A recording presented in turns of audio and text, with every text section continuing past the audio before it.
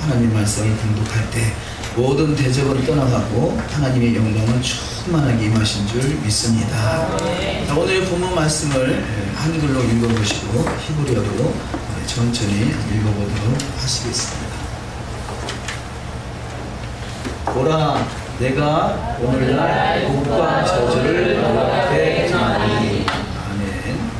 느에 아무키 노테 리투에리켄 하이온 보라카 우브라라. 우리 성경에는 보라라는 단어가 빠져 있습니다. 네, 단어에는 보라, 보다. 그래서 르에가 보다 되겠습니다. 오늘도 주여 은혜가 풍성한 하루가 다 되시기를 주님의 이름으로 축원합니다. 오늘 토라포션 이 책을 펴시고 신명기 마지막 장, 우리가 보고 있는 토라포션 16장을 잠깐 보도록 하시겠습니다. 16장 말씀에 보면 16장의 절기에 대해서 말씀하고 있죠. 그래서 이 절기 6월절과 7.7절과 초막절을 지키라. 그래서 이스라엘 백성들은 1년에 3차씩 그 절기 때 이스라엘에 올라가서 절기를 지키는 것이 기본입니다. 이 특별히 지금 절기를 잠깐 말씀드리자 하는 것은 이번 시즌이 이제 가을 시즌으로 들어서서 가을 절기가 시작이 됩니다. 그래서 앞으로 뭐 가을 절기는 한 40여일 남았습니다만, 한 30일 남았습니다만, 그 전에 가을 절기를 준비하는 시즌이라 할 수 있겠죠. 그래서 오늘이 토요일 샤바시죠. 월요일 저녁부터 월요일 저녁이 이제 월삭입니다. 월삭. 그래서 이제 에루럴 들어가는 에루럴 초입인데요. 그래서 월삭 그때부터 월삭 그 에루럴 월삭 때부터 대속제일까지가 40일 기간입니다. 40일. 그래서 이 에루럴 월삭부터 대속제일까지 40일 기간을 테슈바라고 그러죠. 테슈바라는 것은 슈브, 회개를 말하죠. 회개. 그래서 그야말로 이 회개하고 다부, 그러니까 언약 안으로 완전한, 물론 슈브 자체, 그러니까 이 샤갓이라는 것도 회개하고 언약 안으로 들어가는 것을 메시지를 주고 있습니다만, 그 모든 것을 완성시키는 것이 테슈바다 할 수 있겠죠. 그래서 이번 테슈바 기간, 우리가 월요일 저녁부터 월삭으로 들어가는 그때부터 테슈바 기간이 됩니다. 그래서 그 월요일부터 나름대로 그 날짜를 계수하셔서 날짜가 40일까지, 그러니까 그 대속제일이 7월 10일입니다. 7월 10일까지가 40일 기간이죠. 그래서 유대력을 가지고 계신 분은 대신에 날짜가 매일매일 날짜가 이렇게 기록되어 있고요. 또 이번에 알리아 큐티즘에 나오는데도 날짜를 테슈바 기간을 표시를 해놨습니다.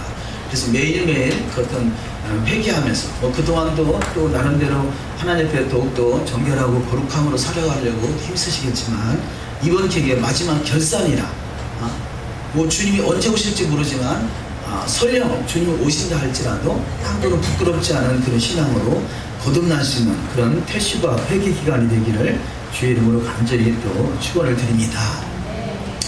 그래서 이 테슈바는요 40일, 이것을 어찌 보면 우리가 6월절 이전에 사순절이 있잖아요. 사순절 일반 교회에서는.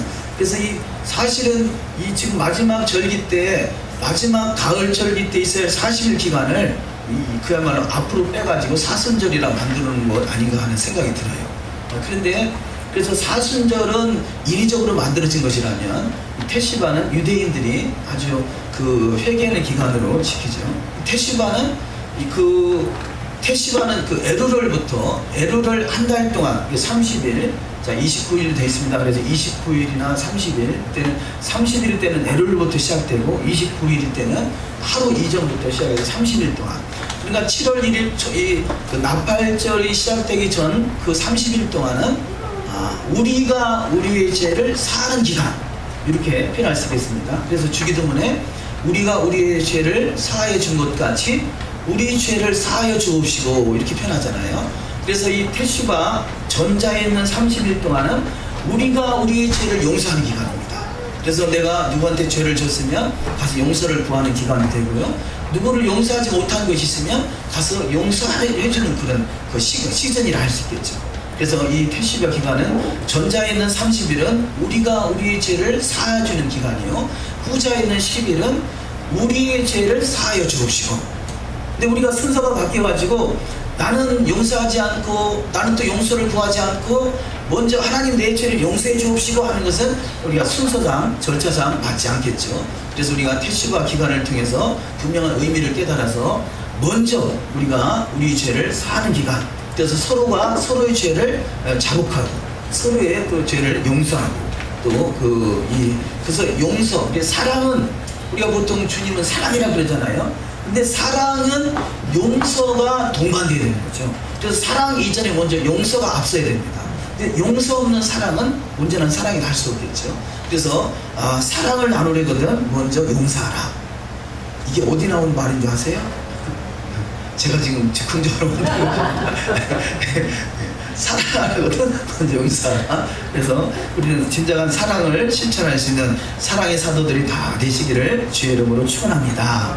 테시바의 그런 기간들이 그런 메시지를 주고 있죠. 그래서 에루럴 시작되는 우리를 월요일 저녁부터 시작되는 에루럴 그 시즌의 기간을 잘 진정한 테시바 기간으로 잘 우리가 활용할 수 있도록 그렇게 준비하시고요. 또 이 에루럴 기간은 그러니까 이 테시바 기간은요, 자, 모세가 시내산에서 첫 번째 돌판을 받고 또 두 번째 돌판을 받아가지고 내려왔잖아요. 자, 첫 번째 돌판은 깨뜨려졌습니다. 이 첫 번째 돌판을 깨뜨려진 이유가 뭐겠어요? 결국은 토라를 거역한 원인이잖아요. 금송아지 우상을 만들었다는 것은 토라를 어긴 것이란 말이에요. 자, 금송아지 우상을 우리가 금송아지 우상에 초점을 맞추기보다 금송아지 우상은 결국은 이 우상 숭배는 토라를 거역한 것이고 우리는 토라에 초점을 맞춰야 되는 거죠.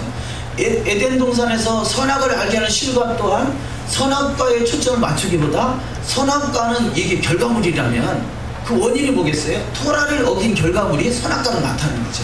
토라를 어긴 결과물이 선악과로 나타나고 토라를 어긴 결과물이 이 금송아지로 나타나게 되는 거죠. 자, 그래서 그 첫 번째 돌판을 받아가지고 내려올 때가 출애굽기 31장이라면 출애굽기 31장에서 돌판을 받아가지고 내려올 때 이 이스라엘 백성들이 금송아지 우상을 섬기고 있었고 그 원인은 토라를 거역한 것이라겠죠. 그러면 두 번째 돌판을 받아가지고 내려올 시즌이 어디냐? 두 번째 돌판을 받아가지고 내려올 그때가 바로 대속죄라는 거죠. 대속죄. 그러면 저들이 모세가 다시 돌판을 깨뜨리고 다시 시내산 올라가서 두 번째 말씀을 받아오기까지는 이스라엘 백성들이 뭐 했다는 거예요? 회개하며 그 말씀을 받기를 사모하는 기간으로 기다렸다는 거죠.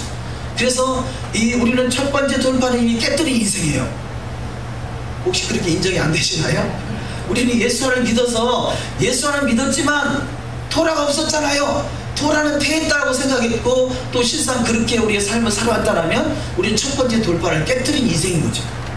그러면 어쩔 수 없이 두 번째 돌판을 기다려야 될 시즌이 있는 것이죠. 그래서 예수님께서는 근데 우리뿐이 아니라 모든 인류가 죄가 없는 자가 없다라는 거죠. 죄의 삭은 사망인데 죄를 짓지 않은 자가 없다라는 거죠. 죄가 없다라고 말한다면 그건 하나님을 보지만한 자로 만든다고 그러십니다. 왜냐? 우리는 이미 죄에 물들어 있기 때문에 그 죄성이 가려져서 죄가 죄인지 모를 뿐이지 우리는 사실은 죄 속에 있었던 것이고 그것이 분명히 드러난 것이 토라가 없었더라면 바로 내가 죄인이라는 것을 드러낼 수밖에 없게 되는 거죠.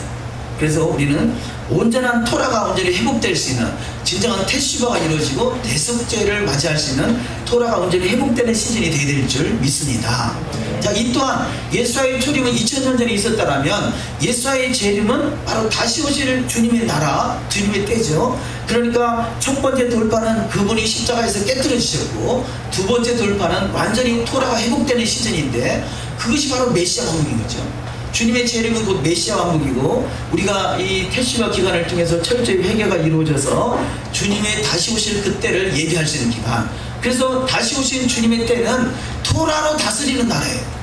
자, 첫 번째 초림하셨을 때는 토라를 주시긴 했지만 오히려 토라를 깨뜨려버린 인생이 믿는 자의 삶이었다면 다시 오실 그분의 때에는 이제는 토라를 실행할 수 있는 믿음의 삶으로 우리가 나갈 때 그분과 함께 주님의 나라에서 왕노릇하는 복된 자가 되실 줄 믿습니다. 그래서 우리를 이 하나님의 말씀을 받은 자가 그렇게 표현하는 거죠. 자, 우리가 하나님의 말씀을 받았지만 받은지 모르고 살았다라면 우리 인생이라면, 그러나 말씀을 받은 것을 받았다라고 믿고 그 말씀에 대해서 이루어지는 삶을 살아가기를 힘쓰는 자, 이들을 바로 엘로힘의 반열로, 신들의 반열로 주님이 부르시고 계시다는 사실입니다. 우리가 하나님 우리를 신들의 반열로 불렀다는 사실이 얼마나 소중한 일인지 몰라요. 그래서 그런 긍지와 자부심을 가지고 토라의 1.1획도 이것을 우리가 현실적으로 그랬잖아요. 현실적으로는 제가 토라를 지켜야 되는, 토라는 폐하지 않았다 그러면요, 그럼 당신 왜 수염 안 기르냐? 왜 시비를 걸어도 수염을 그런 게 시비를 걸는지 모르겠어요. 근데 저는 수염을 기를 수 없는 상황이란 말이에요. 예? 제가 부족하든 어쨌든 제가 수염만 기르면 사고가 대박인데 왜 수염 기르다고 시비를 걸으니까 제가 어쩔 수 없이, 저는 현실적으로 그렇단 말이에요. 아니, 그걸 무시하고 살아갈 수 있는 또 상황도 아니고요. 어쨌든 우리가 토라를 지키려고 노력하는 이 상황이지만 분명한 것은 토라는 폐하지 않았다는 거죠. 토라는 폐하지 않았다는 분명한 인식을 가지고 다시 오실 주님의 때에 우리는 더욱더 온전한 회복이 이루어지는 신앙이 되어야 될 줄 믿습니다. 근데요, 저한테 이제 소망이 있는 것은 제가 60이 넘으면 수염을 길러도 된다고 허락을 받았어요. 그러니까 내년에는 길러도 된단 말이에요. 그러니까 그때 가서는 누가 저한테 수염 안 기른다고 시비 걸 사람이 없을 것 같아. 제일 두려워, 제일 무서운 사람이 집사람이에요. 제일 무서워. 왜냐면 안 볼 수도 없고. 아니, 싫으면 안 보면 그만이지만 두 분은 안 볼 수가 없잖아요. 그러니까 제일 무서워. 예. 어쨌든 제가 그냥 부족한 소치를 말씀드렸습니다. 어쨌든 우리가 토라는 폐하지 않았다는 거죠. 토라는 폐하지 않았고 주님 다시 오실 때까지 이 부분을 우리가 해결을 봐야 될 그런 부분이라 할 수 있겠습니다. 그래서 이 테스바 기간은, 자, 그러니까 이 모세가 시내산에서 두 번째 돌판을 받아가지고 내려온 그날이 바로 이 대속죄. 그러니까 그때는 온전히 저들이 토라를 받아들였다는 그런 의미가 아니겠어요? 두 번째. 그리고 또 두 번째는 예수께서 40일간 금식하며 줄이신 기간이라는 거죠. 이 또한 얼마나 소중한 기간이에요. 자, 이 세례 요한을 통해서 세례를 받으시고 물에서 올라오셔서 성령이 비둘기같이 임했지만 그에게 나타난 현실은 그가 광야로 가서 40일 동안 금식하며 줄이시고 40일 금식하며 줄인 그 사건이 완성되고 결국은 마귀하고 싸워서 마귀를 이기게 되잖아요. 근데 무엇을 가지고 마귀를 이기게 되죠? 말씀이잖아요. 여호와의 토라의 말씀을 가지고, 특별히 신명기서에 있는 말씀을 가지고 마귀를 물리치고 나서 그에게 하나님의 입술에 하나님이 그 말씀을 주셔서 그 말씀이 선포된 것이 산상수훈인 것이죠. 산상수훈. 그러니까 오리지널 토라가 이 선포되는 것. 그래서 그 산상수훈의 말씀, 이 산상수훈은 토라와 다른 말씀이 아니라 토라의 엑기스를 뽑아서 이렇게 요약해 줬다고 할 수 있겠죠. 토라가 어떤 눈에 보이는 그야말로 문자적인 토라라면 문자 속에 있는 이 하나님의 의미가, 깊이가 새겨진 말씀이 그거를 이 산상수훈이라 할 수 있겠는데요.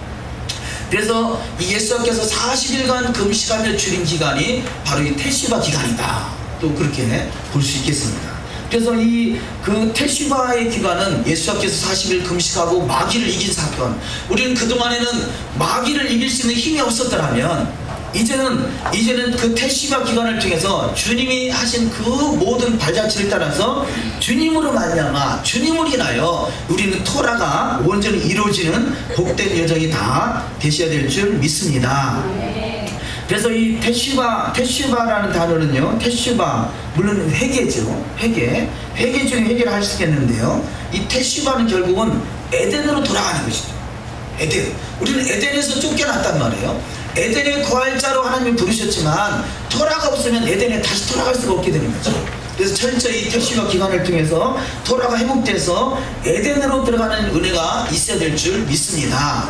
근데 회개라는 단어는 여기 지금 테시바라는 단어도 있고 또는 아라타라는 단어가 있는데요. 이 그 회개와 이 테슈바의 회개의 차이가 있는 것은, 자, 이 다른 회개는 하나님 앞에 나의 어떤 필요를 구하는, 그러니까 이 여러 가지 뭐 죄에 대한 회개가 있겠습니다만, 테슈바의 회개는 에덴으로 돌아가는 회개인 거죠. 에덴으로 돌아가는 회개, 다시 말해 토라가 회복되는 회개라는 거죠. 토라로 돌아가는 것. 그리고 샤밧도 슈보가 이 탑으로 이루어지는 것. 예? 샤바트잖아요. 샤바트. 그래서 샤밧은 슈보하고 탑 언약 안으로 들어간다면, 테슈바는 오히려 거꾸로 처음으로 돌아간다. 그런 메시지를 주고 있다고 할 수 있겠습니다. 그래서 에르롤 기간 동안에, 테슈바 기간 동안에 중요하게 여겨야 될 세 가지가 있는데요. 그래서 첫 번째 테슈바, 그래서 온전히 회개하고 에덴을 들어갈 수 있는 토라가 온전히 회복되는 신앙이 되어야 될 것이고요. 두 번째는 테필라는 기도를 말합니다. 기도. 근데 여기서 말하는 기도는 우리가 필요한 것을 얻으려는 그런 기도가 아니라, 테필라는 달라붙다, 갈망하다, 또는 그분의 목적, 그분과 접속, 그분과 연합, 이런 의미를 가지고 있습니다.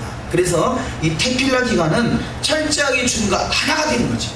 철저하게 주님과 에아드가 되는 것입니다. 자, 그럼 테슈바가 말씀이 회복되는 것이라면, 테필라는 바로 주님과 말씀이 회복되어 주님과 하나를 이루는 것, 한 몸을 이루는 것. 부부만이 한 몸이 아니라 진정한 부부는 예수와요, 진정한 신랑은 예수와요, 그분과 한 몸을 이룰 수 있는 신앙이 되어야 될 줄 믿습니다. 그래서 첫 번째 테슈바, 두 번째 테필라, 세 번째는 제다카. 이것은 제다카는 구제를 우리가 구제로 인식할 수 있습니다만요, 그 근본적인 의미는 공의죠. 공의. 그래서 공의가 회복되는 것, 그 공의, 의로움이 회복되는 그 삶의 나타남이 바로 제다카 구제인 것이죠. 구제가 목적이라기보다는 하나님의 공의가 회복되는 것인데, 그 하나님의 공의가 바로 토라인 것입니다. 그래서 바로 하나님의 공의가 실현되는 삶. 자, 이 테필라는 처음으로 에덴으로 돌아가는 것이고, 테슈바는 에덴으로 돌아가는 것이고, 테필라는 주님과 하나를 이루는 것이고, 또한 이 제다카는 이것이 공의가 온전히 이루어진 상태. 그래서 이 테슈바와 테필라와 제다카, 이 세 가지에 초점이 맞춰주시고, 이것이 이 진정한 테슈바의 시즌의 기간이 되시기를 주의 이름으로 축원합니다. 그래서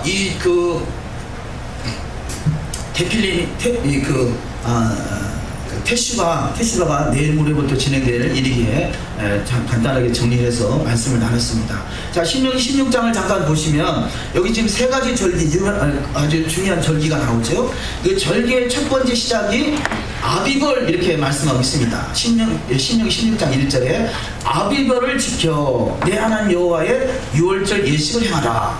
그런데 이 성경은 유월절 있는 기간이, 이것이 유월절 있는 기간이 니산월이죠. 니산월. 근데 니산월을 부모는 니산월이라 말하지 않고 아비벌이다, 이렇게 말하고 있습니다. 아비벌. 자, 우리 달력에는 니산월 이렇게 니산월이 맞죠?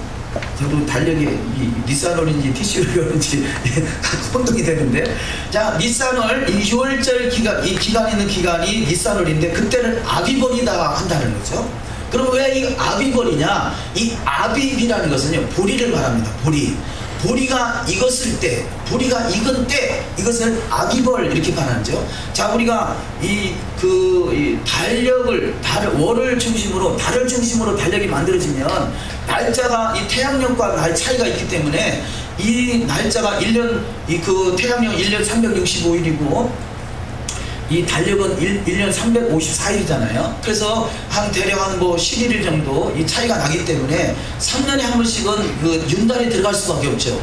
그런데 윤달이 안 들어가면 이게 니산월이 항상 봄이 오는 거 아니에요. 봄이 오는 것이 아니라 이게 봄이 될 수도 있고 여름이 될 수도 있고 계속 진행이 되다 보면 가을이 될 수도 있고 그러는 거죠. 그래서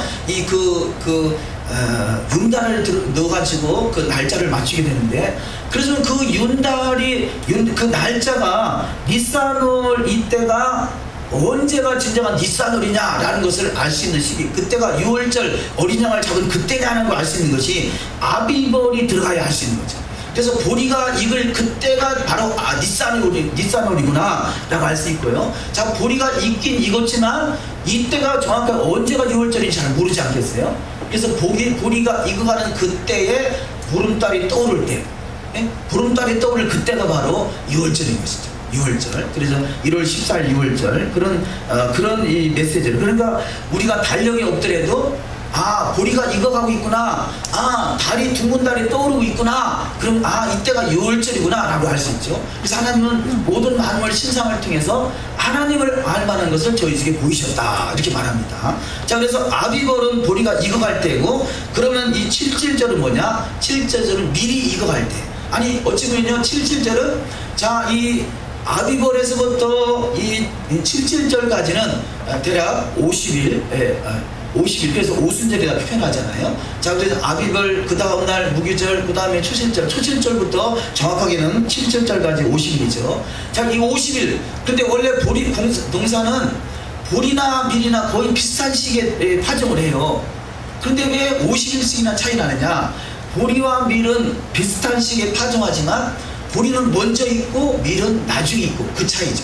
또 농사를 질 때 보리를 한 달 전에 일찍 심을 수도 있고 밀을 늦게 심을 수 있는 그런 차이도 있습니다만, 그런데 50일 기간은 너무 같이 심었는데 50일 동안이라 기간은 너무 늦잖아요. 그래서 그 아비벌은 보리의 첫 이삭을, 이 곡식을 거둘 때, 그래서 이때가 6월절이고, 그럼 7.7절은 언제냐? 밀이 완전히 익어서 밀 추수가 끝나는 그 시점, 이렇게 볼 수가 있겠습니다. 그래서 밀 추수, 보리 때는 첫 이삭의 첫 한 단을 하나님께 드리는 것이고, 밀 때는 그 밀을 농사를 해가지고 그것을 빻아가지고 빵을 만들어서, 빠레떡, 떡을 만들어서 하나님의 누룩이 있는 떡을 만들어서 드리는 때가 오순절이라고 볼 수 있겠고요. 초막절은 가을 시기, 우리가 지금 계속해서 이 테슈바를 설명을 드렸습니다만, 초막절, 이 가을절 이 시즌은 모든 것을 그야말로 종합적으로 보리농사, 밀농사, 과실농사 모든 것을 종합적으로 하는 마지막 절기의 시즌, 그러니까 그 한 해의 마지막이라고 표현할 수 있겠죠. 근데 우리가 이 민족에게는 감사한 것은 이 농사와 초막절 때 있는 그 마지막 모든 이 곡식을 거둬들이는 그 때가 이 초막절이고, 초막절을 우리 민족이 어떻게 알 수 있는가? 우리 민족과 동일한 절기가 우리 민족에 있는지 그 추석이에요.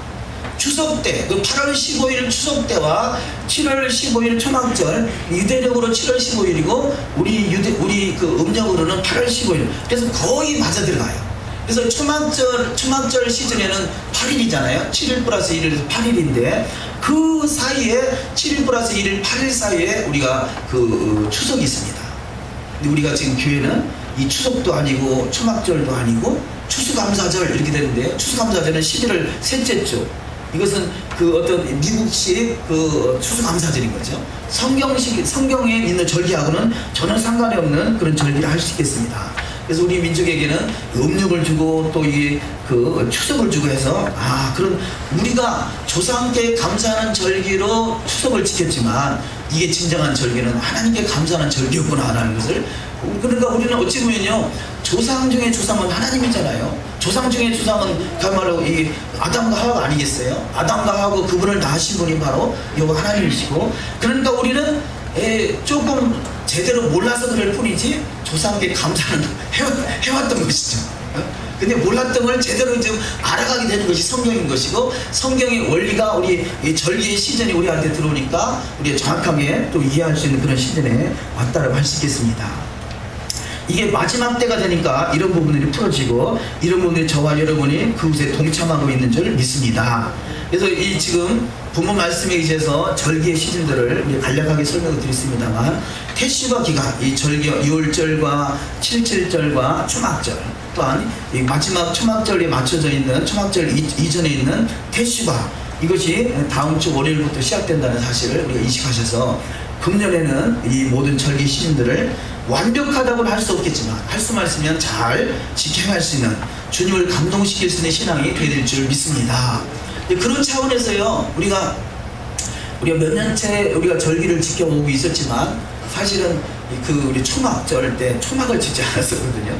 근데 제가 늘 마음에 부담이 있었는데 우리 금년에는 초막을 좀 지어야 되겠다 그런 생각이 드는데요.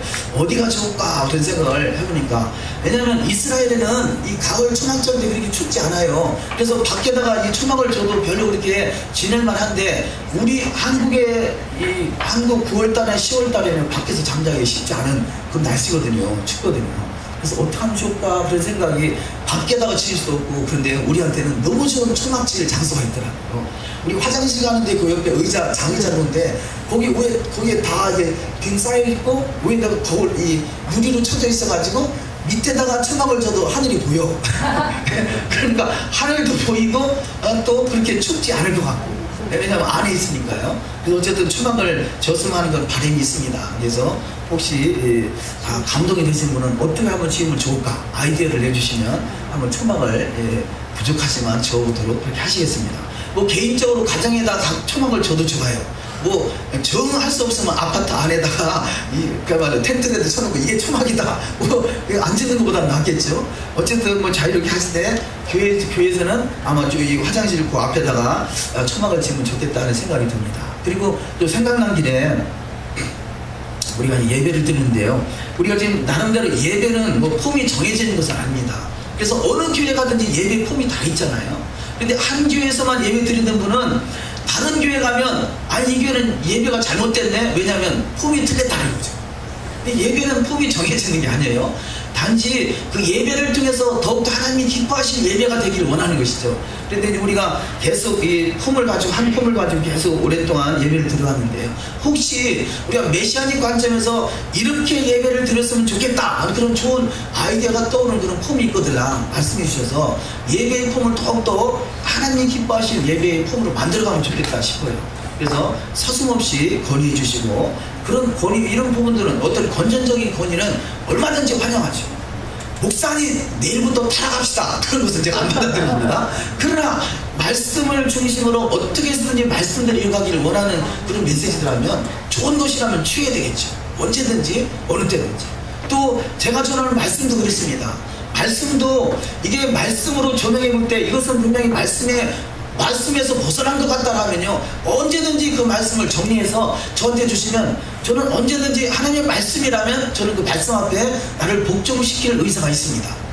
그래서 언제든지 뭐 설교 내용이라든지 어떤 내용이라든지 아니면 이 예배 폼이라든지 어떤 교회가 운영되는 어떤 시스템이라든지 이게 성경적으로 이렇게 갔으면 좋겠다 하는 부분이 있으면 언제든지 건의를 해주세요. 제가 하고 있는 것이 완벽하다 말할 수 없습니다. 또 완벽하다고 생각도 하지 않고요.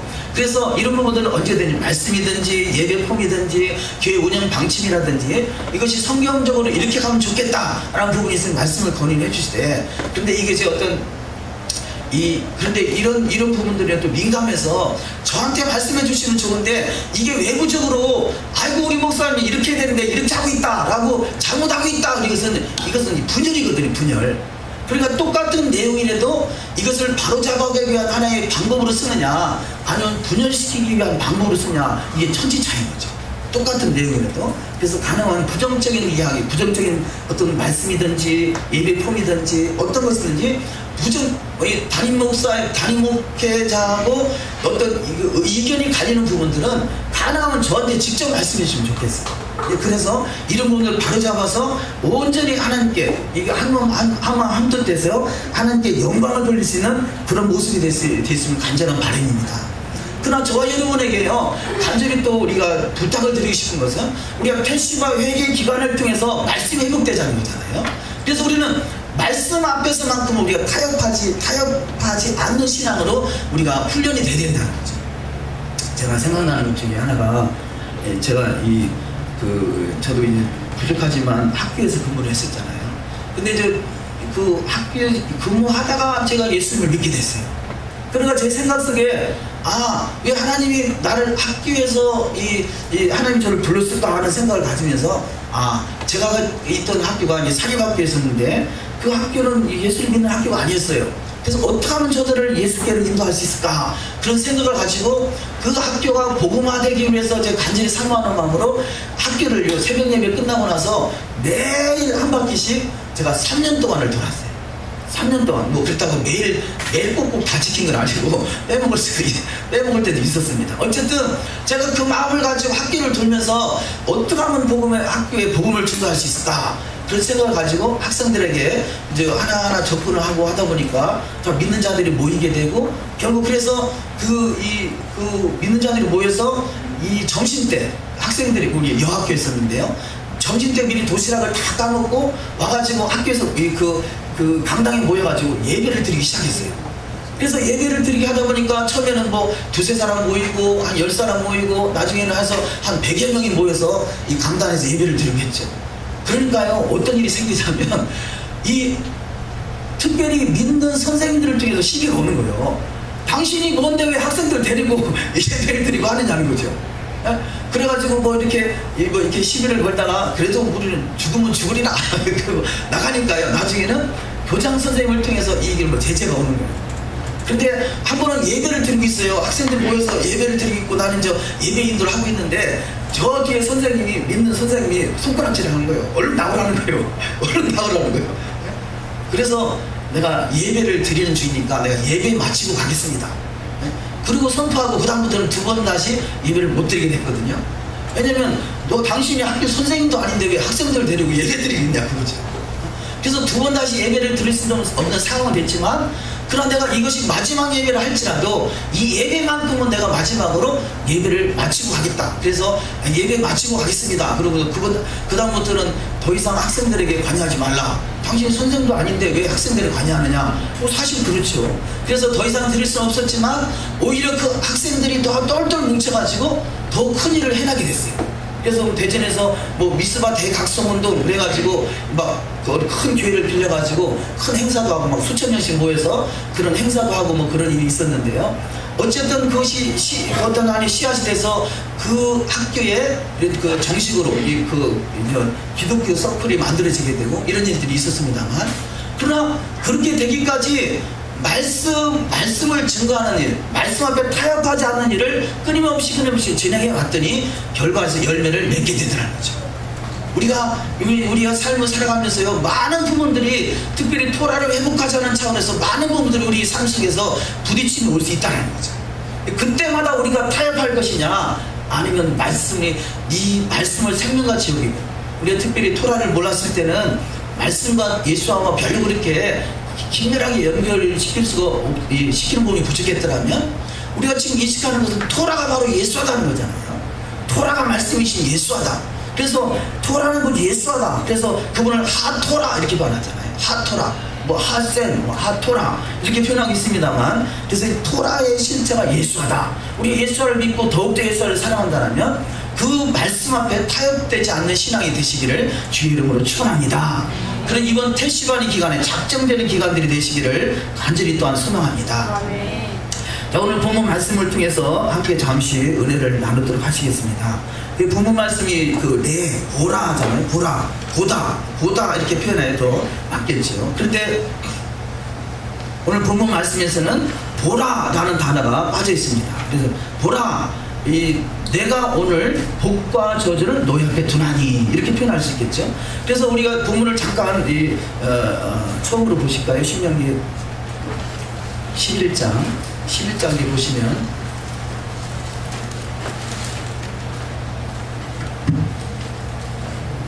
11장 26절에 내가 오늘날 이렇게 표현되어 있는데요, 이 앞에 보라라는 단어가 들어가야 맞고요. 또 그 다음에 이 27절에 너희가 만일, 그런데요, 만일이라는 단어가 사실은 없어요. 여기에 만일이라는 단어가 빠져 있는데 너희가 만일이라는 단어가 들어가 있고요. 또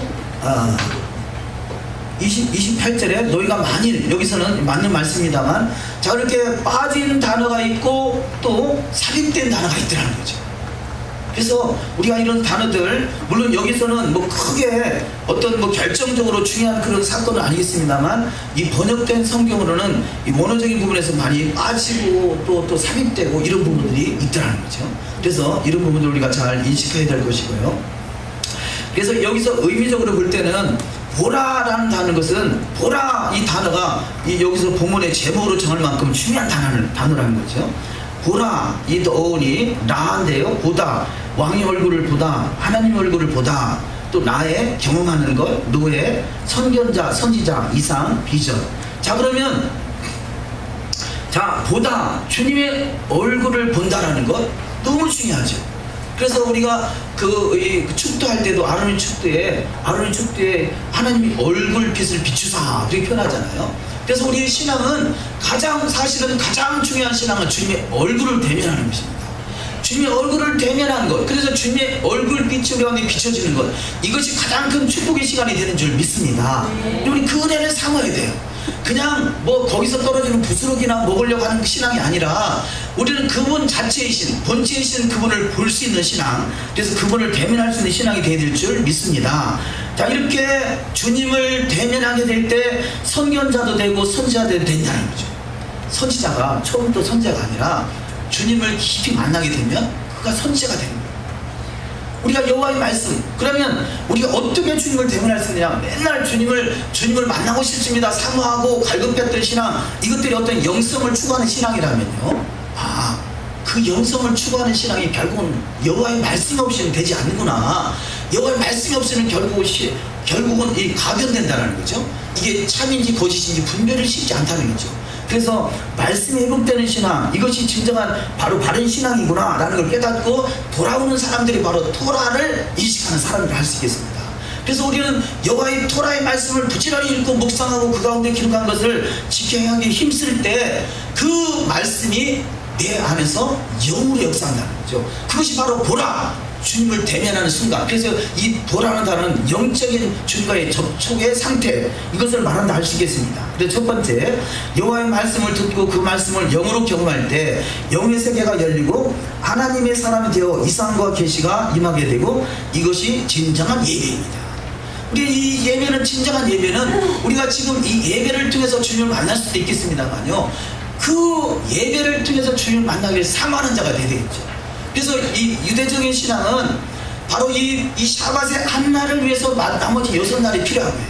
그 6날 사모하는 그 신령을 가지고 이 열심히 살아갈 때 7날 샤밧을 통해서 주님을 만나는 것이고, 이게 하나님 나라가 이루어지는 것이죠. 그래서 이 샤밧은 하나님의 나라라고 말하죠. 샤밧은 시간의 성소입니다. 자, 예루살렘에 있는 성전은 공간의 성소예요. 우리는 그곳에 가봐야지만이 그곳이 뭐가 있는지 알고 들어가 봐야지만이 알 수 있는데요, 우리는 가볼 수는 있지만 들어갈 수는 없어요.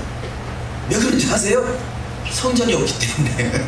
그 예루살렘은 성전이 없어요. 지금 없어요. 가봐야 그냥 성전 터만 보고 가봐야 이 황금동에서 이슬람 사원만 볼 수 있지 성전이 없어요.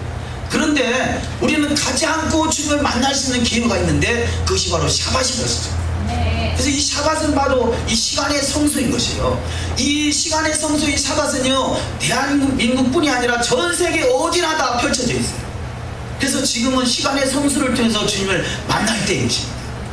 그런데 이 시간의 성소와 공간의 성소가 합체되는 그때가 있는데, 그때는 바로 주님이 다시 오실 때가 되는 거죠.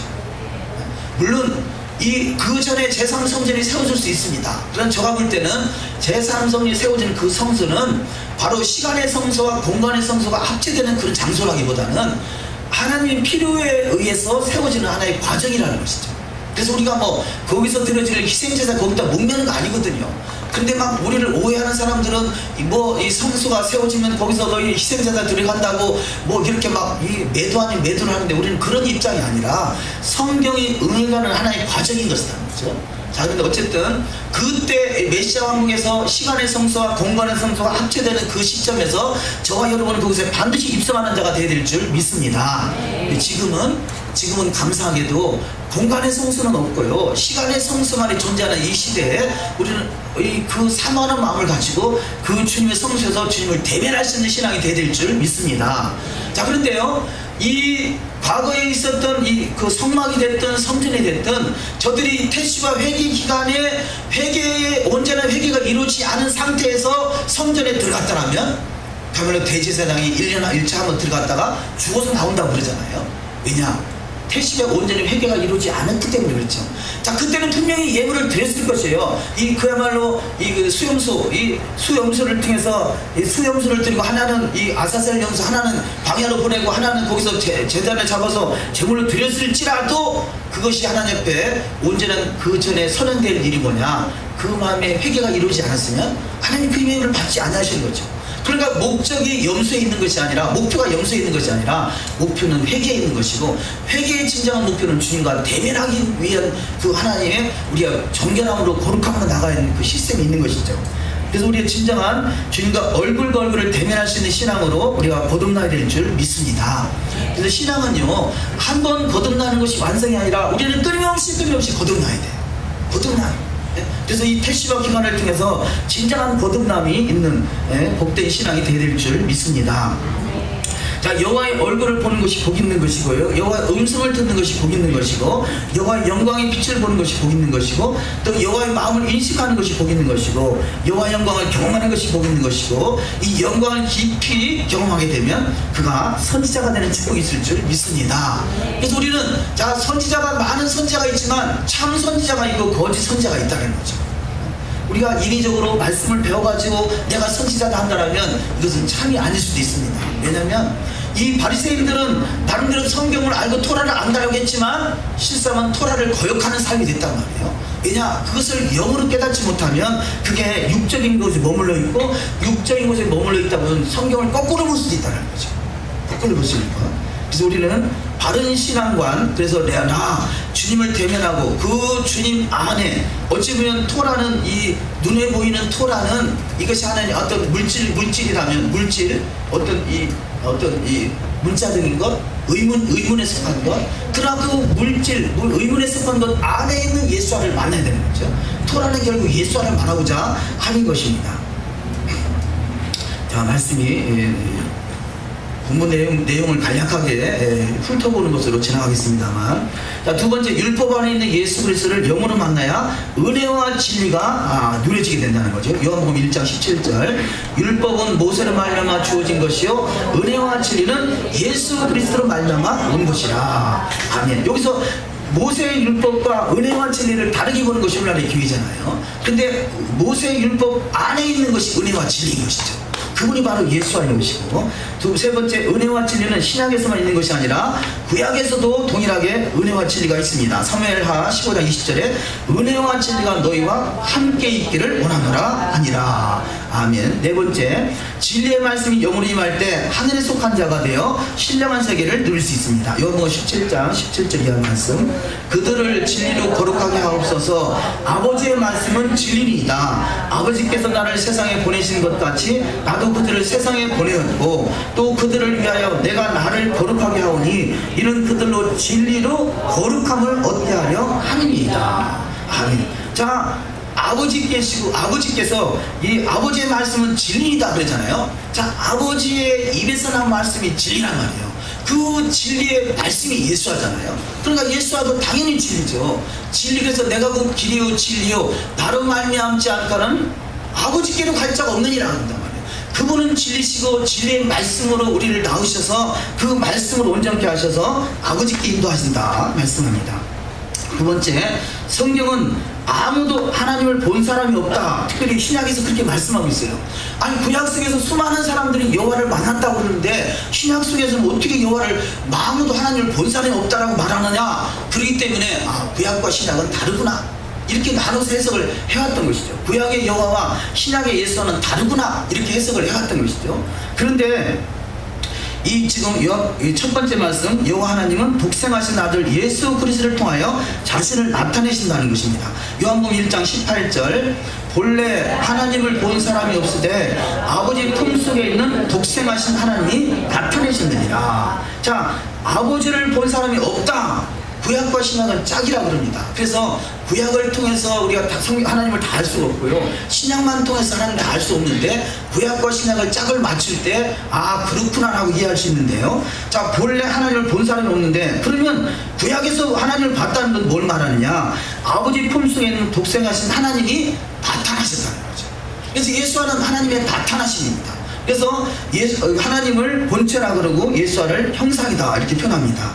두 번째, 예수 그리스도는 하나님의 독생자요 맏아들이다 표현합니다. 요한복음 3장 16절 이하 말씀, 하나님이 세상을 이처럼 사랑하사 독생자를 주셨으니 이는 그를 믿는 자마다 멸망하지 않고 영생을 얻게 하려 하심이니라. 히브리서 1장 6절, 또 그가 맏아들을 이끌어 세상에 다시 들어오게 하실 때 하나님의 모든 천사들은 그에게 경배할지어다 말씀하시며. 아멘. 자, 전자는 독생자라 하시고요, 후자는 맏아들이다 이렇게 표현합니다.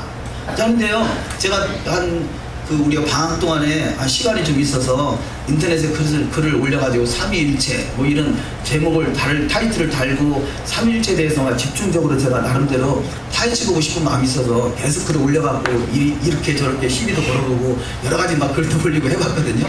그런데 삼위일체를 주장하는 이 부류들에요, 이 많은 뭐 삼위일체도 여러 가지 해석들을 하고 있습니다만요, 그 중에서 특별히 많은 부류의 해석들은 뭐냐면 예수아가 피조물이 아니다 그 얘기거든요. 예수아가 피조물이 아니다. 그래서 왜냐, 예수아를 피조물로 인정하는 순간에 그분은 하나님이 아니다 이렇게 저는 인식해서 그런 것 같아요. 그러니까 어떻게 해서라도 예수아가 본체다 이 얘기를 하고 싶은 거예요. 그러면 성경에 나았다고를 어떻게 해석할 것이냐, 그래서 여러 가지 이유를 대고 이 말에 해석을 나름대로 붙이는데요. 그래서 삼위일체, 근데 제가 볼 때는 이 삼위일체라는 것은 유일하신 하나님을 설명하기 위해서 하나의 방법인 것이지 삼위일체가 목적이 아니거든요. 그런데 오늘날의 교회는 유일신이라는 것은 없어져 버리고 삼위일체가 목적이 돼요. 그러다 보니까 동일하게 아버지와 아들과 성령은 다 하나의 본체다 이렇게 말을 설명하기 위해서 바로 이 삼위일체를 설명할 때 저들은 끊임없이 예수와는 피조물이 아니다 이것을 계속 강조하는 거죠. 그러니까 제가 예수와는 나았다 말하지 않느냐, 이걸 피조물로 봐야 되지 않냐 하니까 끊임없이 피조물이 아니다 이 주장하는 부류가 있어요. 물론 삼위일체가 다 똑같은 건 아니에요. 근데 많은 부류가 예수와는 피조물이 아니다 이것을 주장하고 있다는 거죠. 왜냐, 그분이 본체가 돼야 그것이 일체라는 거죠. 일체라는 거죠. 예, 그런 내용을 주장하고 있습니다. 어쨌든 우리가 예수와를 피조물로 볼 것이냐 아니면 피조물이 아닌 것으로 본체로 볼 것이냐 하는 것은 각자 해석에 달려 있겠습니다만, 근데 성경은 독생자라 말하고 맏아들이라 말하고요, 또 그래서 조금 더 보시면 첫 번째, 예수와는 보이지 않는 하나님의 형상으로 피조물보다 먼저 나신 분이다 이렇게 말합니다. 골로새서 1장 15절 이하 말씀을 읽습니다. 그는 보이지 아니하는 하나님의 형상이요 모든 피조물보다 먼저 나신 이시니. 자, 보이지 아니하는 하나님의 형상, 그러면 여호와는 본체고요, 예수와는 형상이다 말할 수 있고, 모든 피조물보다 먼저 나셨다. 그러니까 눈에 보이는 이 우주 많은 삼상보다 모든 만물보다 먼저 나신 분이라는 거죠. 그래서 그분은 가장 맏아들, 초태생 뭐 이렇게 표현할 수 있겠는데요. 히브리서 1장 2절을 읽습니다. 이 모든 날 마지막에는 아들을 통하여 우리에게 말씀하셨으니 이 아들을 만유의 상속자로 세우시고 또 그로 말미암아 모든 세계를 지으셨느니라. 아멘. 자, 골로새서 1장과 히브리서 1장을 연결시켜서 말씀을 본다면요, 예수는 하나님의 형상인데 모든 피조물 다 먼저 나셨고 그분이 모든 마음, 눈에 보이는 모든 마음을 지으셨다 이렇게 우리가 볼 수 있겠습니다. 그래서 아들을 통하여 우리에게 말씀하셨으니 이 아들을 만유의 상속자로 세우시고, 그래서 그분이 만유의 상속자, 그래서 그분이 왕이라는 거죠. 그로 말미암아 모든 세계를 지으셨느니라. 두 번째, 예수는 하나님의 본체의 형상이 되어 하나님 우편에 앉으십니다. 히브리서 1장 3절, 이는 하나님의 영광의 광채시요 그 본체의 형상이시라. 그의 능력의 말씀으로 만물을 붙드시며 죄를 정결하게 하는 일을 하시고 높은 곳에 계신 지극히 크신 이의 우편에 앉으셨느니라 라고 말씀하고 있습니다. 세 번째, 예수는 하나님이 독생자로 나오시고 천사보다 뛰어나게 하셨다 이렇게 말합니다. 히브리서 1장 4절 이하 말씀, 그가 천사보다 훨씬 뛰어남은 그들보다 더 아름다운 이름을 기업으로 얻으시니 하나님께서 어느 때 천사 중 누구에게 너는 내 아들이라 오늘 내가 너를 낳았다 하셨으며 또 다시 나는 그에게 아버지가 되고 그는 내게 아들이 되리라 하셨느냐. 아멘. 자, 그래서 이 아버지가 되시고 아들이 되시는 이 관계, 그래서 낳으셨다는 관계, 천사보다 더 뛰어나게 하셨다는 관계, 모든 만물을 예수를 통해서 창조했다는 관계, 그런 부분들을 유심히 우리가 인식해 보시고요. 다섯 번째, 예수는 교회의 머리가 되시고 죽은 자 가운데서 사망 권세를 깨뜨리고 부활하셨다. 고린도서 1장 18절, 그는 몸인 교회의 머리시라 그의 근본이시여 죽은 자들 가운데서 먼저 나신 이시니 이는 친히 만물의 으뜸이 되려 하심이니라. 자, 그러니까요, 아버지께서 아들을 말씀으로 낳으시고 말씀이신 그분이 모든 만물을 창조하시고 모든 만물의 창조의 머리가 되신 분이 예수하고 그분이 머리가 되신 우리는 몸이라는 거죠. 그러니까 머리와 몸은 한 몸이잖아요. 그러니까 내가 예수와 하나인 것 같이 예수와 여호와가 하나라는 거죠. 여호와를 통해서 예수가 나왔고 예수를 통해서 만물이 나왔고 만물을 통해서 저와 여러분이 나왔다는 것입니다. 그래서 이것을 애아드라고 하는 것이죠. 하나라고 하는 것이죠. 그래서 우리가 성경을 욥기서 1장을 잠깐 우리 찾아보도록 하시겠습니다. 욥기서 1장.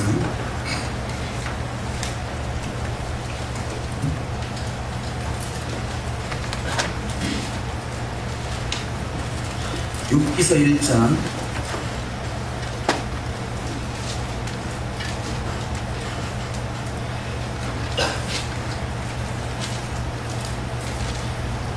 1장 21절을 다 같이 읽습니다.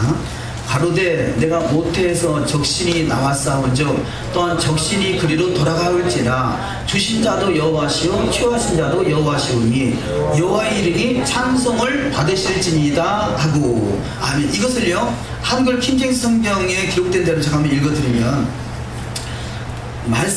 말씀드리기를 내가 나의 태에서 맨몸으로 나왔으니 내가 맨몸인 채 그리로 돌아가리이다. 주님께서 주셨고 또 주님께서 취하여 가셨으니 주님의 이름을 송축하나이다 아니라. 아멘. 자, 이 말씀은요, 자, 내가 모태에서 적신이 나왔은즉, 이 말씀은 맨몸으로 나왔다.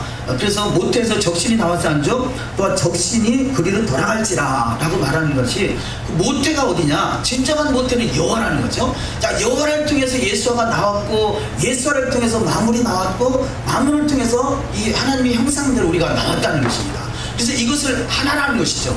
그래서 모든 것을, 이것을 하나라는 단어가 에아드라는 것입니다. 그래서 여호와는 에아드시니라 이렇게 말씀한다라고 이게 봐줍니다. 그래서 우리가 신명기 6장 4절에서 우리가 아주 중요한 구절을 보잖아요. 근데 누구한테 들으라 라고 하느냐? 이스라엘아 들으라. 근데 뭘 듣느냐? 우리 하나님은 오직 하나이신 여호와시니다라는 거죠. 그럼 왜 이스라엘이 이 여호와가 한 분이다라는 것을 듣느냐? 이스라엘은 여호와께 속해 있다는 거죠. 이스라엘은 여호와께 속했다. 여호와께서 낳으신 것이 이스라엘이다. 그래서 너희는 너를 낳으신 이스라엘 여호와를 바라봐라. 예? 그러니까 그분이 만군의 여호와 되시고 신중의 주니요 주중의 주니요 주중의 주요, 그분이 스스로 계신 그분이다. 그래서 우리는 모든 것이 여호와로부터 나왔습니다. 그래서 여호와로부터 나왔는데 이것이 하나냐 둘이냐 열이냐, 그것을 에아드라고 말한다는 것이죠. 여호와께로부터 출발했습니다. 그래서 모든 것이 다 여호와께로 마감합니다. 이것이 성경의 원리라 그렇게 볼 수 있겠습니다. 자, 그래서 조금 더 말씀을 보도록 하시겠습니다. 세 번째, 하나님을 본 사람이 없다고 하십니다. 여호와 하나님의 나타나신 것, 하나님의 형상이요, 하나님의 형상이 예수하시기에 여호와의 나타나시는 것 예수하라 볼 수 있겠습니다. 그래서 첫 번째, 그리스도는 하나님의 형상이다 이렇게 말합니다. 고린도후서 4장 4절 마지막에 그리스도는 하나님의 형상이시라 말하고요. 두 번째, 여호와께서 그에게 나타나심은 나의 선한 형상이다 이렇게 출애굽기 33장 19절에 말씀합니다. 여호와께서 가라사대 내가 나의 모든 선한 형상을 내 앞으로 지나가게 하고 여호와의 이름을 내 앞에 반포하리라. 나는 은혜 줄 자에게 은혜를 주고 긍휼을 일 자에게 긍휼을 베푸시느니라. 세 번째, 모세가 여호와의 형상을 보았음을 증명합니다. 민수기 10장 8절 그와는 내가 대면하여 명백히 말하고 은밀한 말로 하지 아니하며 그는 또 여호와의 형상을 보거늘. 자, 여호와의 형상을 본 것이 곧 여호와를 대면했다 이렇게 표현한다는 거죠. 네 번째, 성경은 예수를 증거하고 있다. 요한복음 5장 39절에 너희가 성경에서 영생을 얻는 줄 생각하고 성경을 연구하거니와 이 성경은 곧 내게 대하여 증언한 것이다. 왜냐하면 모든 만물이 예수로부터 나왔고 예수와의 그분이 바로 만물의 주관자가 되기 때문에 그렇습니다. 자, 네 번째, 신약의 최대 이슈는 예수와가 어떻게 하나님의 아들이 될 수 있는가라는 것이죠. 우리가 지난 이 말씀을 좀 다루는 것은 지난주에 이 말씀에 그 마귀가 하나님의 아들이다라는 그 부분에 대해서 시간상 다 못 봤습니다만, 그래서 간략하게 보기 원하는 것은 구약의, 제가 볼 때 신약의 최대 이슈는 어떻게 예수가 하나님의 아들이냐 이건 거죠. 어떻게 예수가 하나님의 아들이 될 수 있느냐, 여호와에게 어떻게 아들이 있을 수 있느냐, 뭐 이런 표현을 다 할 수 있겠습니다. 그래서 첫 번째, 마귀는 예수를 하나님의 아들로 인정하고 예수를 시험하고 있는 것을 볼 수 있습니다. 그래서 마태복음 4장 3절에 시험하는 자가 예수께 나와 이르되 내가 만약 하나님의 아들이거든 이렇게 또 말하고 있고요. 두 번째도 마태복음 4장 6절에 이르되 내가 만약 하나님의 아들이거든 이렇게 말하고 있고요. 세 번째, 마귀는 천하만국을 보여주며 내게 경배하면 이 모든 것을 내게 주리라. 그래서 이 경배의 대상은 여호와신데 자기가 경배받겠다는 거죠. 다섯 번째, 예수와 제자들이 핍박을 받은 이유는 예수가 하나님의 아들이라고 주장하는 것을 믿는다는 것이죠. 첫 번째, 유대인들이 예수를 박해한 이유가 하나님의 친아버지라 부른다는 것입니다. 자, 예수께서 하나님을 여호와 하나님을 아버지라고 부르는 것이 유대인들에게 못마땅하다는 거죠. 요한복음 5장 18절, 유대인들이 이로 말미암아 더욱 예수를 죽이고자 하니 이는 안식일을 범할 뿐 아니라 하나님을 자기의 친아버지라 하여 자기를 하나님과 동등으로 삼으시니라. 자, 이 삼위일체를 말하는 사람들이 인정하지 않는 것 중에 동등이란 말을 여호와 그분이 예수하니까 이것이 동등이다 말한다 그런다는 거죠. 그런데 성경은 아버지 하나님을 자기의 친아버지라 하는 것, 이것이 동등이라 한다는 거죠. 제가 볼 때 이 표현은 엘로힘이기 때문에 동등이다 이렇게 표현한다고 봐져요. 그래서 엘로힘은 우리가 그 하나님이라는 단어가 엘과 엘로하가 엘로힘이 있다고 그랬잖아요. 근데 이걸 동등이라 말한다는 거죠, 성경은. 그래서 이걸 동등이라 표현한다. 그래서 이 본체라고, 삼위일체에서는 예수와도 본체, 성령도 본체, 다 본체로 하나를 만들려고 하니까 삼위일체다. 그래서 예수와는 나은 자가 아니라 본체다 이렇게 표현하고 있다는 것이죠. 두 번째, 예수가 하나님의 아들이라면 십자가에서 내려와보라 라고 사람들이 조롱하고 있습니다. 마태복음 27장 40절, 가로되 성전을 헐고 사흘에 짓는 자여 내가 만일 하나님의 아들이거든 자기를 구원하고 십자가에서 내려오라 하며, 하나님의 아들이어도 내려와봐라 이렇게 그 마귀도 시험할 때 그렇게 말했고요. 십자가에 다른 사람들도 그렇게 말하고 있고요. 또 대제사장들도 그렇게 맹세까지 하면서 당신이 정녕 하나님의 아들이거든 이렇게 말하고 있다는 거죠. 마태복음 26장 63절, 예수께서 침묵하시거늘 대제사장이 이르되 내가 너로 살아계신 하나님께 맹세하여 하느니 내가 하나님의 아들 그리스도인지 우리에게 말하라. 자, 십자가에 달리신 예수께 물어보는 것이 뭐냐, 진짜 당신이 하나님의 아들이냐 말해봐라 이렇게 말하고 있다는 거죠. 네 번째, 대제사장과 서기관들과 장로들이 예수를 희롱하는 이유가 예수께 친히 하나님의 아들이라는 것이죠. 마태복음 27장 43절, 그가 하나님을 신뢰하니 하나님이 원하시면 이제 그를 구원하실지라 그의 말이 나는 하나님의 아들이라 하였도다. 이것 때문에 시비거리가 된다는 거죠, 유대인들이. 그래서 신약 속에서 복음서에서 중요한 원리가 하나님의 아들이 누구냐, 그것이 예수하다 하는 것이 못마땅하다는 거죠. 다섯 번째, 예수를 하나님의 아들이신 메시아로 믿는 제자들이 나사렛 이단의 괴수라 핍박을 받게 됩니다. 사도행 24장 5절, 우리가 보니 이 사람은 전염병 같은 자라 천하에 흩어진 유대인을 다 소유하게 하는 자요 나사렛 이단의 우두머리라. 왜 나사렛 이단의 우두머리냐, 우두머리 그분이 하나님의 아들이다 하는 것이 이들을 이단의 그야말로 나사렛 이단이다 이렇게 표현한다는 것이죠. 여섯 번째, 예수께서 친히 하나님의 아들이심을 증거하고 있습니다. 요한복음 5장 16절 읽습니다. 그러므로 안식일에 이러한 일을 행하신다 하여 유대인들이 예수를 박해하게 된지라. 예수께서 그들에게 이르시되 내 아버지께서 이제까지 일하시니 나도 일한다. 아버지께서 일하니 나도 일한다. 예수께서 인정하신 거죠. 마태복음 8장 29절, 이에 그들이 소리질러 이르되 하나님의 아들이여 우리가 당신과 무슨 상관이 있나이까 때가 이르기 전에 우리를 괴롭게 하려고 여기 오셨나이다 하더니. 아멘. 하나님의 아들이요, 이게 귀신 들린 자가 인정하는 거죠. 귀신 들린 자가 예수를 하나님의 아들이요 이렇게 인정하고 있습니다. 또한 제자들이 예수를 하나님의 아들로 증거합니다. 마태복음 16장 16절. 시몬 베드로가 대답하여 이르되 주는 그리스도시요 살아계신 하나님의 아들이십니다. 예수께서 십자가에서 못 박힐 때 사람들이 증거하고 있습니다. 마태복음 27장 43절. 그가 하나님을 신뢰하니 하나님이 원하시면 이제 그를 구원하실지라 그의 말이 나는 하나님의 아들이라 하였도다 하며, 백부장들이 또 예수를 하나님의 아들로 인정합니다. 마태복음 27장 54절.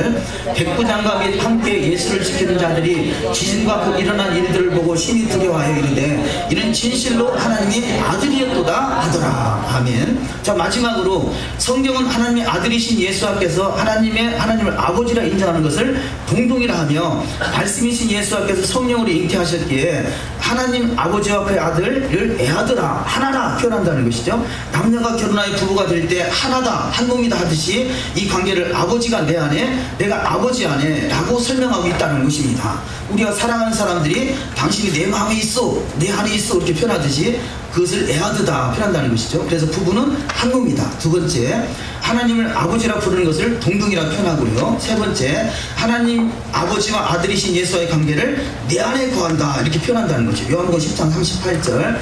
내가 행하든 나를 믿지 아니할지라도 그 일을 믿으라. 그러면 너희가 아버지께서 내 안에 계시고 내가 아버지 안에 있음을 깨달아 알리라 하시니. 아멘. 요한복음 14장 10절. 내가 아버지 안에 거하고 아버지는 내 안에 계신 것을 내가 믿지 아니하느냐. 내가 너희에게 이런 말은 스스로 하는 것이 아니라 아버지께서 내 안에 계셔서 그 일을 하시는 것이라. 아멘. 요한복음 17장 23절. 곧 내가 그들 안에 있고 아버지께서 내 안에 계셔 그들 온전함을 이루어 하나가 되게 하려 함은 아버지께서 나를 보내신 것과 또 나를 사랑하신 것 같이 그들도 사랑하신 것을 세상으로 알게 하려 함이로소이다. 아멘. 저와 여러분은 아버지와 아들과 믿는 자가 진정한 말씀으로 하나 되는 축복이 있어야 될 줄 믿습니다. 요한일서 2장 22절의 말씀을 다 같이 읽습니다. 거짓말하는 자가 누구냐? 예수께서 그리스도이심을 부인하신 자가 아니냐? 아버지와 아들을 부인하는 그가 적그리스도니 아들을 부인하는 자에게는 또한 아버지가 없으되 아들을 시인하는 자에게는 아버지도 있느니라. 너희는 처음부터 들은 것을 너희 안에 거하게 하라. 처음부터 들은 것이 너희 안에 거하면 너희가 아들과 아버지 안에 거하리라. 아멘. 자, 처음부터 들은 말씀을 우리가 토라가 내 안에 거한다라면 너희 안에 거하면 너희가 아들과 아버지 안에 동일하게 거하는 것입니다. 그래서 이것이 진정한 애아들 이루는 상태. 그러나 유일하신 하나님은 여호와다 이렇게 표현하고 있습니다. 신명기 10장 17절. 너희의 하나님 여호와는 신 가운데 신이시며 주 가운데 주시고 크고 능하시며 두려우신 하나님이시라. 아멘. 여호와는 신 가운데 신이시고 주 가운데 주가 되시고 크고 능하신 여호와 하나님이 되십니다. 해석은 자유롭게 할 수 있으나 예수와는 분명히 하나님의 아들이다 표현하고 있다는 거죠. 그래서 우리는 본체가 되신 여호와, 형상이 되신 예수와 형상의 모양대로 창조되신 저와 여러분, 이 모든 것이 주님 안에서 하나를 이룰 수 있는 진정한 애아들 신앙, 적신으로 주께로부터 왔음에 주께로 돌아가는 모든 신앙이 다 되시기를 주의 이름으로 축원합니다. 기도하십니다. 이 시간에 말씀을 생각하면서 기도하기를 원합니다. 우리 가운데 캐슈바 기간이 앞으로 다가오고 있습니다. 우리는 해마다 우리가 맞이하는 시간들이지만 그러나 예전의 시간 같은 시간이 아니라